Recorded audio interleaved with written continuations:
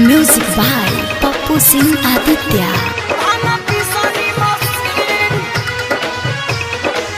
कदी ही गौरा जी के बाय बाय बाय, हरदम कहिले नहीं हर जाए जाए जाए। कदी ही गौरा जी के बाय बाय बाय, हरदम कहिले नहीं हर जाए जाए जाए। भांग पियाइब लोटे लोटे भर दिन, भांग पियाइब लोटे लोटे भर दिन। बाबा देव घर में, बाबा देव घर में दे दी एक कट्ठा जमीन, उहाँ चलाइब भांग पिसनी मशीन।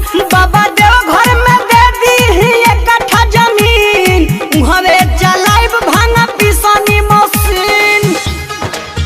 भांग पिसनी मशीन, भांग पिसनी मशीन, भांग पिसनी मशीन। बोला बोला पशुपतिनाथ की।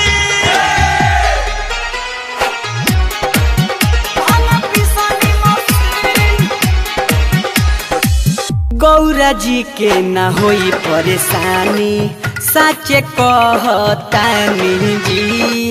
एको टाइम उपासे न रखब, बात लिही मानी जी।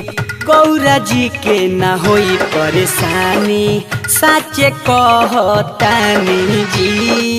एको टाइम उपासे न रखब, साचे कहतानी जी। होखे ना देहब राउर मनवा मलिन, होखे ना देहब राउर मनवा मलिन। बाबा देव घर में, बाबा देव घर में दे दी एक कट्ठा जमीन, उहाँ चलाइब भांग पिसनी मशीन। बाबा देव घर में दे दी एक कट्ठा जमीन, उहाँ चलाइब भांग पिसनी मशीन। ओके बम कुछ सोचते हैं।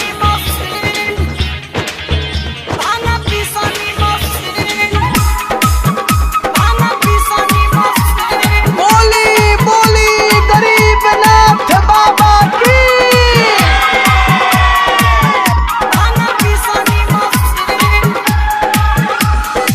नइखे भरोसा त पपुआ से पूछली, साथे में बावे अमिताबा। दिलीप आशिक भकुआइला में बाबा लिखले बा गीताबा। नइखे भरोसा त पपुआ से पूछली, साथे में बावे अमिताबा। दिलीप आशिक भकुआइला में बाबा लिखले बा गीताबा।